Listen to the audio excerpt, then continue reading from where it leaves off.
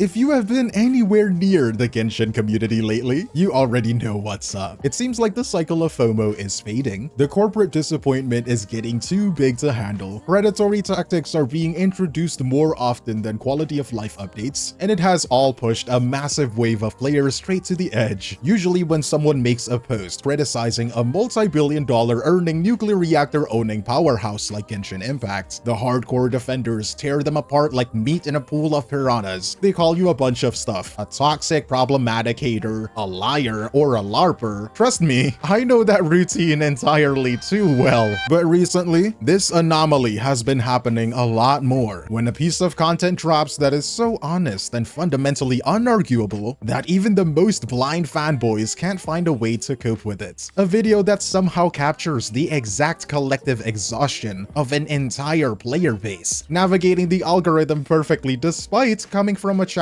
you've probably never heard of. There are a couple of videos like these, and I actually hope to cover all of them, but this one especially caught my eye. I am quitting Genshin Impact, and you should too.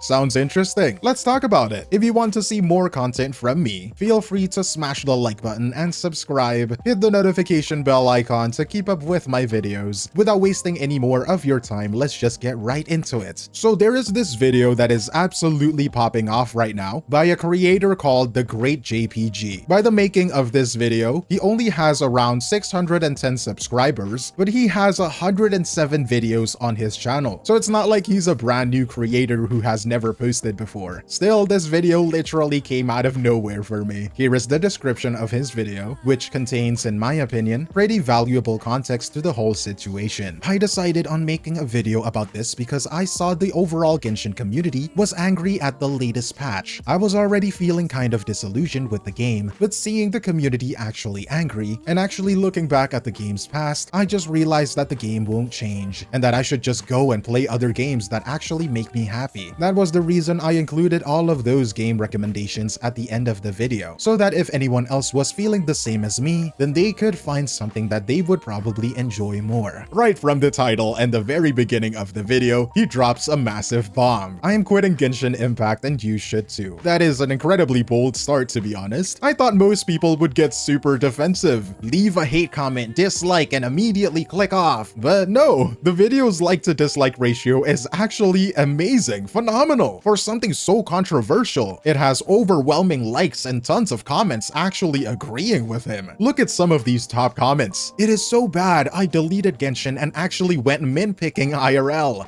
That's a good one. "I remember how fun it was to play in the beginning because it felt so new and cool. I've only been playing for a year and I'm already losing it." Sounds rough, but impressive. Because I asked the guy in subservientghostface.com to play Genshin Impact, and just look at the screen. He would rather just himself. So I guess you're better, wouldn't you know? Even the stamina system is made to make us uncomfortable. Yeah, and they haven't updated that at all, which actually gave me a new video idea. I'll make sure to write that on my notes. But enough comment reading, let's get back into the video. This bold title and statement was followed by an even bolder argument. He claims you should quit the game because the game hates you. Now, on the surface, you might be thinking as well, that shouldn't make sense. Why would a business hate its own customers? It sounds completely counterintuitive. A more logical point of view isn't that the game hates you, it is that the game loves your money way more than it loves you. I have actually made a video on this exact topic over on my channel, breaking down in detail how Genshin listens to money and completely ignores your feedback, so make sure to check that out after this video just so you know the details of what I'm talking about. But the Great JPG sums up his review and his reason for making the video with this line.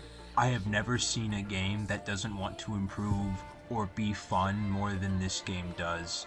I have never seen a game that doesn't want to improve or be fun more than this game does." And that explains exactly why he feels the game hates its audience. He also establishes his credentials early on. He has played a ton of Genshin, completed a massive amounts of quests, done tons of exploration, and has played multiple other games, which I assume are considered real games. And because of this, his review should be seen as highly valid, right? People aren't going to call him a LARPer, right? So let's start start with the presentation. Before he even gets into the meat of it, he immediately brings up the lack of a skip button right off the bat. That told me his opinion of the presentation wasn't going to be so good. Here is what he says word for word in his video. Genshin's cutscene presentation is shockingly bad. It was outdated the year it was released, and has not improved at all in the 6 years since. It's actually on par with Sonic Adventure from 1998. And I do mean that. The in-game cutscenes have the character models do the same stock animations, the mouth animations are not synced to match with the English dialogue, or any language that isn't Chinese. They are unskippable, and every once in a while you will get a pre-rendered cutscene that is way better animated than anything else in the game. The thing with Sonic Adventure from 1998 is that it's from 1998, and the bad cutscenes are more of a sign of its age. Genshin came out in 2020, and should be judged like the modern game that it is.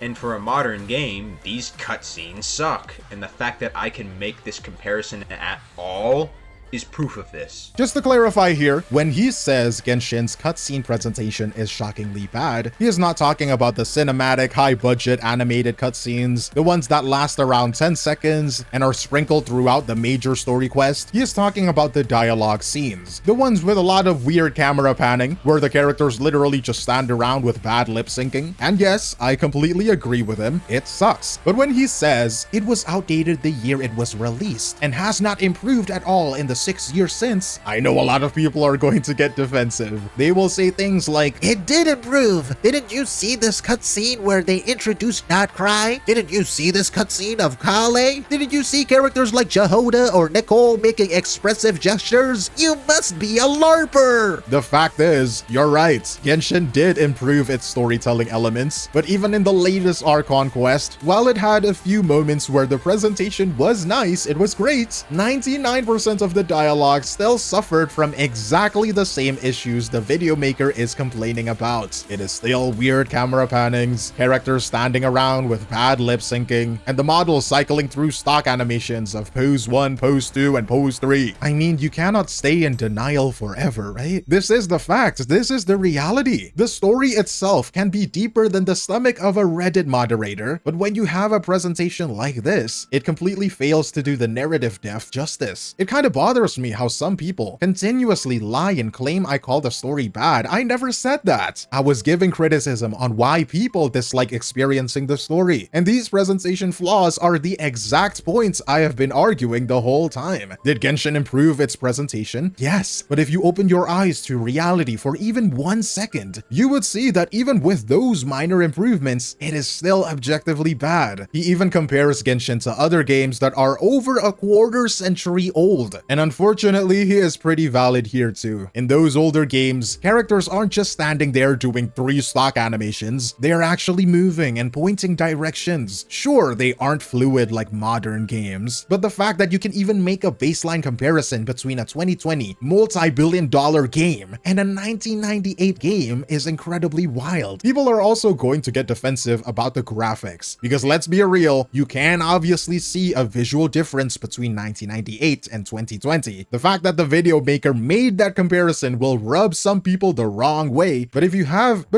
even half a brain, you can see exactly why he made it. Even though the graphics are modern, the execution of the storytelling is horrendous for a game that is supposed to be the leading title of its genre. It is so bad that someone like this video maker feels like the game never even improved because the bar started so low. And then he covers how these bad dialogues are completely unskippable. The vast majority of games since 2010, even heavily story-focused games like Metal Gear Solid, as well as almost every other gacha game on the market right now, allows you to skip the dialogue. There is zero excuse for a live service multi-billion-dollar game to have made zero quality of life improvements here. Can they seriously not hire more animators or just give us a skip button? But in my opinion here, I feel like this debate has been talked about 1,000 times, but not a lot of people actually get why adding adding a skip button would greatly benefit the player base as a whole. It's not about the story being bad, it's not about the dialogues being bloated, but you know what? I'm going to skip over the deeper skip button points for now. But if you want to see me make a dedicated video breaking that down, make sure to like this video and comment down below to show your support of it. Moving on to the gameplay section, he first delves into Genshin Impact's combat. He starts with the absolute basics. A team consists of 4 characters. Those characters have different elements and weapon types, and you can mix those elements to trigger high damage reactions. And right now, he is being fair here. On paper, that sounds great. The actual problem with the combats is how you acquire those characters in the first place. That's right, he is complaining about the gacha system. He explains how the mechanics work, right? The pity system, the 50-50 mechanic, the premium currency, primo gems. He mentions the punishing weapon banner, though he completely skips over the fact that it is historically one of the absolute worst weapon banner systems in the entire gacha space. Maybe he just forgot, right? I think most of us remember the incidents, right? But anyways, he points out that in a worst case scenario, you would have to spend up to 340 pulls just to get a single 5-star character and their ideal signature weapon. A common defense used by the Genshin fanboys is, Well, you're right, but it rarely ever goes that badly, so it's fine. you know what? I would argue that the fact that it even has a chance to go that high should be called out. First of all, the pulls in these gacha games are incredibly overpriced. Second of all, look at this current patch. The game only gives you around 60 free pulls total. To hit 340 pulls, you would have to spend around 6 entire patches like this, saving every single pull. That is roughly 9 months of total hoarding just to guarantee a character and a weapon. And before you riot in the comment section, there is no use defending this. I guarantee you that if Genshin unexpectedly increased the average rewards to at least soft pity 75 pulls per patch, everyone would be celebrating, including the defenders. So let's not be hypocrites here. Speaking of rewards, he breaks down the mathematics of it next. To get 100% guarantee for a featured 5-star character, you need 180 pulls. One pull costs 160 primo gems. Do the math and you will need a grand total of 28,800 primo gems. What? Goddamn! How do you hit that number? You do the quest, level up, clear achievements, or grind exploration. And you know how it is already. The video maker has a massive problem with all of it. Explains how he quits the game, I guess. We have already talked about how bad the main quest experience is for him without a skip button, but for side quest, it's even worse because there is 0 voice acting. Of course, he brings up the infamous Aranara World questline, an 11-hour slog that stands as an absolute meme of a quest for a spit amount of rewards. Spending that much time for barely any return is brutal. Whether it is worth it depends entirely on you. If you actually enjoy the story, maybe you only care about half of this issue because the narrative makes up for it. But then again, that is a completely different conversation. Since quests take way too much time for little reward, or maybe it's too boring, you are forced to look for other ways to get primo gems. So you look for exploration, specifically hunting down chests. Since the cost for pulls is so high, you should logically search for as many chests as possible, right? Well, a common chest only gives you anywhere from 0 to 2 primo gems. That is awful, but somewhat manageable until you look at the actual execution. First of all, chests don't respawn, which is normal for gacha games. But the video maker drops a crazy fun fact. The first 2 regions combined, Mondstadt and 𝗖cie, have more chests to collect than the Batman Arkham games have Riddler trophies. And remember, we are currently at like 6 or 7, 6, 7, 6, 7. So that chest number is astronomically higher. Unfortunately, the Genshin devs completely lacked the foresight that the Arkham devs had. In every Arkham game, each area has its own Riddler trophy grid that marks off every single one you have collected. For those who don't know, and I had to search this up myself, the Riddler grid doesn't actually show you the exact physical location of the trophies on your map. Instead, it acts as a checklist organized by district, telling you exactly how many trophies and riddles you are missing in that specific zone. Genshin gives you absolutely nothing like that. You might be wandering around an area looking for chests that don't even exist anymore, and you'd be none the wiser because there is no way to view a checklist of what you have and haven't opened. And sure, zooming out on the map gives you an exploration percentage for the local area, but that is incredibly vague. How many chests are actually left? Who knows? The thing the video maker actually forgot to mention is that the exploration percentage isn't even made made up entirely of chests. While chests are the biggest contributor, the percentage is a compilation of various open world activities, including 𝗖𝗍𝗿𝗵𝗁 and time trial challenges, elemental totems and overworld puzzles, 𝗖cie𝗽𝗆𝗆𝗆, the very disgusting 𝗖cie𝗽𝗆𝗆, we will get to that later, unlocking waypoints and shrines of the depths, completing local world quests. And because of this, not knowing which or how many quests you have gotten makes things way more complicated than you think. And yes, the percentage map tracker tells you basically nothing. And of course, the hypothetical defensive audience member will immediately say, Don't you know you can just craft treasure compasses to help you find treasure? yes, I know it is helpful, but the video maker argues that it doesn't fix the underlying problems. Number 1, you have to go completely out of your way just to craft one. Number 2, the game doesn't even tell you where some of the crafting materials are on the map, meaning even more time spent running around looking for crap. Number 3, you have to craft a brand new one for every single region, because for some god knows what reason, the Mondstadt compass doesn't work in Fontaine. Number 4, it doesn't make finding treasure fun, it just turns exploration from running around aimlessly to mindlessly walking toward a directional marker. And you know what, I'm gonna add to this. As a fun fact about the compass, in patch 5.2, they finally updated the treasure compass to mark nearby time trial challenges, 𝗖𝗍𝗍𝗆𝗆 and 𝗏𝗏𝗏 with a flag icon on the map. That sounds great, right? Until you realize patch 5.2 dropped 4 years into the game's lifespan. Before that, 𝗖𝗍𝗍𝗆𝗏 didn't get tagged by the compass at all. You had to literally run across the world hoping to stumble upon one stupid 𝗖𝗍𝗍𝗆 hiding somewhere. That was especially painful in a region like Sumeru, which has incredibly vertical elevations, dense trees, and layers of terrain covering things up. And the funniest part, the compass still doesn't tag everything. It completely misses environmental puzzles, so you're still stuck running around blindly if you want to truly max out an area. The feeling gets even worse when you look at newer areas versus older areas. In Not Cry, the Luna treasure compass automatically shows hidden oculi on your map alongside chests and challenges. That sounds amazing, right? Because oculi can be incredibly painful to collect, and so you might assume that the updates also applies to older regions, right?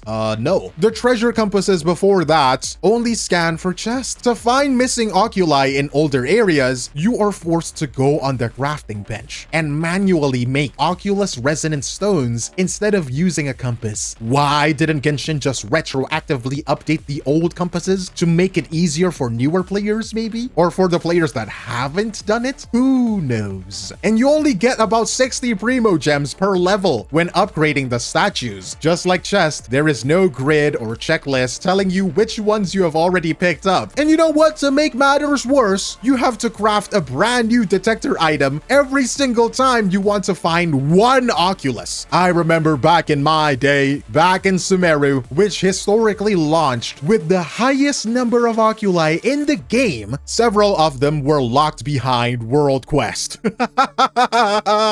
So if you watch those online video guides showing you the optimal routes, you will find out the hard way that some of them are physically locked behind unvoiced story quests that take 11 hours to complete. That entire region is cursed. But anyways, let's mentally reset, okay? Next, the video maker criticizes character building. While I don't think he has an issue with the concept of character building itself, he shows a lot of discontent with how long it actually takes. Maxing out a single character requires a massive amount of resources, and realistically speaking here, you could get fully built in a few days if you're insanely lucky, but it usually takes weeks of pure grinding. The video maker blames this entirely on the resin system. And while that's true, he mentions that actual games don't do this and that other gacha games have much better versions of an energy system. He is right, but a stamina cap isn't just a Genshin problem. It is an industry-wide problem for the majority of games in the genre. However, I think his focus is on the wrong thing. Yes, the resin system is a massive bottleneck, naturally generating only 180 resin every 24 hours with zero overflow system sucks, but there are a ton of additional additional bottlenecks unique to Genshin that exist for God knows what reason, which other games don't subject you to. Number 1, this is the worst perpetrator: day-gated domains. Talent and weapon ascension domains operate on a strict rotating schedule. If real life gets busy on a Tuesday, your character progression is completely halted until Friday. The only exception is the very first week a new character or weapon banner drops, where the domains are open round the clock. Why isn't it just updated to be open every day permanently? We don't know. We don't know. Local specialties. Do you remember these bad boys? To ascend characters, you need local open world plants or flowers or items that take 48 real-world hours to respawn. This forces you to completely pause your progress for days, or awkwardly ask to raid a random stranger's world in co-op. And if those items are locked behind a regional story quest, tough luck! You have to spend hours clicking through unskippable dialogue before you can even farm for your character. Weekly boss, Shroud's domains. To raise a character's talents past level 6, you need unique drops from weekly bosses. You can only claim rewards from each specific boss once per week. Why is it only once per week? The game is 6 years old. Why are we still having this problem? When you factor all of this in, along with the crowns of insights, would you only get maybe 1 or 2 per 40-day patch cycle? Maxing out a single character doesn't just take weeks, it takes months. And we haven't even gotten into the artifacts. Xiok spent years maxing his Xiao. And after enduring all of that, you have to deal with something called power creep. You just spent months fully maxing out your brand new units, only to realize the newest endgame updates completely panders to an even newer character, leaving your freshly built units completely useless. Fantastic! But hey, I guess that is just how things are, right? This is the game you're defending, right? But to wrap things up, here is how the video maker concludes his departure from the game. What, are you gonna do nothing with your life because the sun will explode in like a billion years?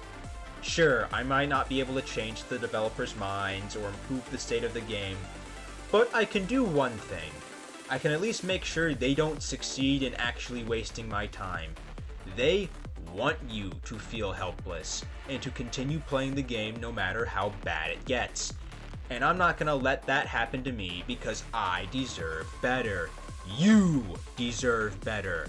That's why I'm quitting. And you should too. In my opinion, it is a solid video with valid reasoning throughout. He makes some pretty bold comparisons, but you can clearly see how the dots connect. Sometimes he doesn't get into the specifics of the arguments, but I help to fill out the gaps, don't worry. The thing is, after finishing this video, I actually left with more questions than answers. If the video maker happens to be watching this, I really hope you make a follow-up video to address a few things I am sure a lot of other players would love to know. I saw your comments on a reaction video mentioning that you started playing Genshin back in 2024 during the Fontaine era. In the beginning of your video, you explained how you have explored a ton, cleared a massive amount of the story, and successfully reached the hardest parts of the endgame. It is safe to say that up to a certain point, you genuinely enjoyed this game a lot, or at least played a lot of it. But having watched your entire video, I know for a fact that none of these problems are new. You didn't touch on Natlan's exploration quality of life features being pay-gated.